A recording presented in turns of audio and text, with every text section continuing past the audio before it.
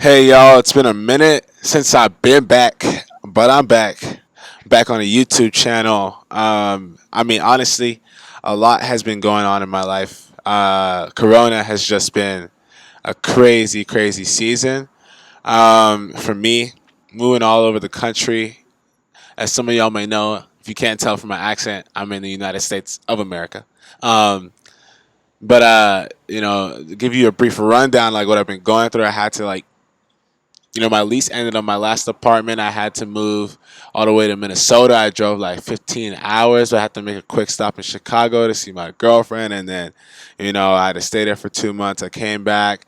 I had an internship I was doing. I had summer classes. Like I was busy all summer.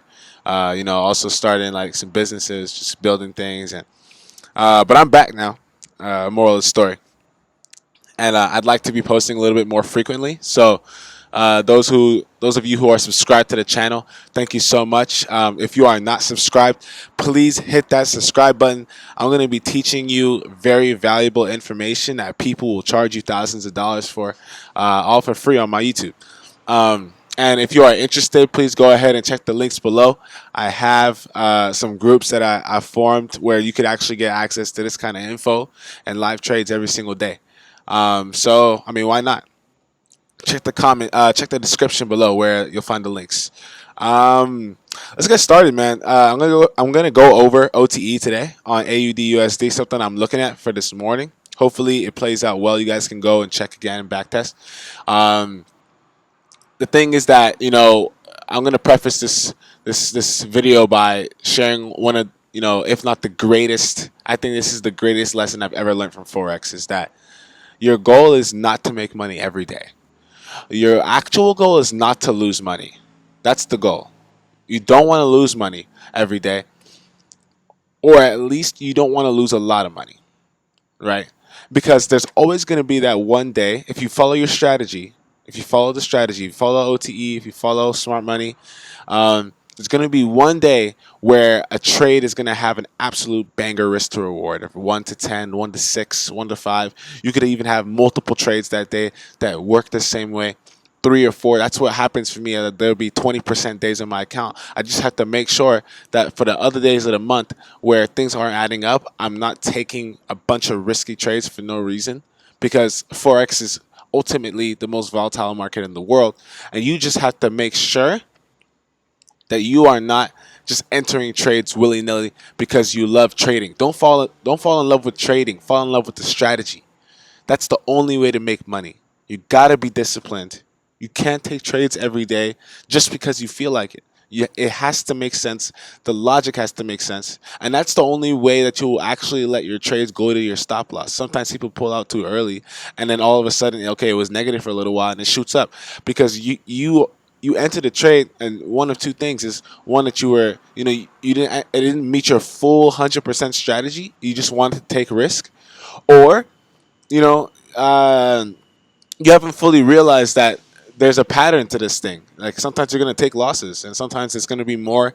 And if not sometimes. If you have a 40% win rate, you're a banger trader. You are a fire trader, and that's where risk to reward comes in. You need to have trades that give you 1 to 5, 1 to 6, so that even if you're only winning 40% of the time, your wins are much larger than your stops, than your losses. All right, enough rambling. Let's get into it. Weekly, what we got going on? Uh, Dollar has been extremely bearish. If we actually go over to the dollar index, come on, man, we passed this support level right here. Where are we heading to come and probably fill this imbalance down here? From there, we could come all the way to fill imbalances. Around the 82 level. We have a long way to go, and America has been lacking in terms of its international presence, in terms of the dollar being fixed as a reliable investment or an asset, especially in terms of foreign currency reserves and things of that nature. So the dollar is generally having less confidence, and that's what's happening, especially as the onset of this pandemic is really taking form. This is a fresh and ripe era for places like China or Euro to really take control of foreign currency. just like taking advantage of being the top foreign currency. The dollar is really taking a big hit, especially with all these cases in Corona. So this is a very large dollar bearish season. So I'm not looking to buy the dollar in any form or fashion. So I've been consistently looking at trades that will be against the dollar. So on the weekly of the AUDUSD, you can see this matches the dollar weakness story and how we've been bullish for a long while. Where do I think it's probably going to go? It passed this resistance level, this one, right? I mean, we have another one here, and I think that we could come and fill this imbalance right here. That's why I have the purple box drawn. I think that's where we're going to at least come to before we see a massive reversal downwards, which I don't think will happen for a very, very long time. So we can go into the daily. What do we see? OTE, remember it's the daily, right? Let's take all this nonsense off. Previous day high, previous day low. If you watch my past videos, if you don't know what OTE is, you should probably watch my past videos first. Like the last video before this one, the last two. There's liquidity resting above this previous day high, right? And so the previous day high or the previous day low, either one, acts like a magnet. And we've seen that this candle is shooting past this previous day high. So we know that it wants to go higher, right?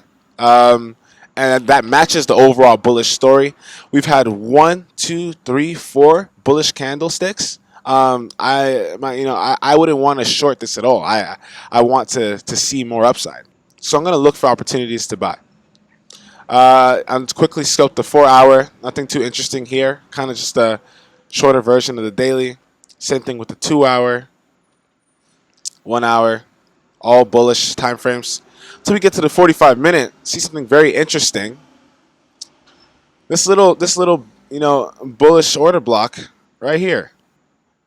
What is this cheeky sort of sponsor candle looking figure doing in the midst of all this bullish action? Taking out the low here and the low here, right? And if I actually take this eye off, if you draw this trend line, it pushes past the trend line for a quick second and shoots up. What happens when you push past this trend line? People think that it's going to keep going lower, which brings sellers into the market, which allows banks to buy. So this is really a buy. This is really a sell to buy. What happens when you have a sell to buy? It needs to get mitigated, right? It needs to come back down and mitigate that. But also, remember, I said the daily high was being taken out. So now I'm looking for pullbacks so I can get another buy opportunity. So I see this 45-minute sponsor candle. I'm going to just go into the 5-minute because that's what OTE likes to do. And this is the low of the 45-minute candle. Typically, you can get an entry at the 45-minute candle, like right here, when it first started going down. Or, if you want to make it OTE, you just draw your fib. So, let me draw my fib. You draw your fib from the low all the way to the high. Sorry if you heard that. I'm outside right now, making hella noise. All the way to the high. You get a retracement down, and we'll be golden. Where am I going to target? I'm going to target. Okay, let's zoom out. It's really slow. Okay, let's zoom out a little higher. All right, so remember I had that imbalance. Remember I had that imbalance all the way up here in the weekly time frame. That's my overall target. But I probably won't hold it until then. I'll probably look for another OTE opportunity. Remember, an OTE opportunity is between the times of 8:30. So if you zoom into a small time frame, between the times of like 8:30 to 11. So around here, that's when your entry needs to be in. So my entry needs to be within the times of around 8:30, which is like, I have to go into a smaller time frame. Sorry.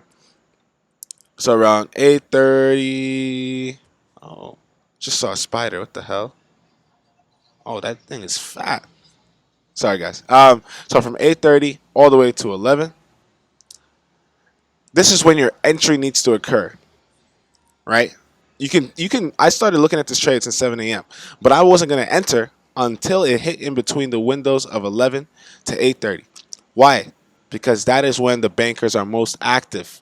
That is when the bankers are coming in to manipulate the market, right? In the New York session. Okay?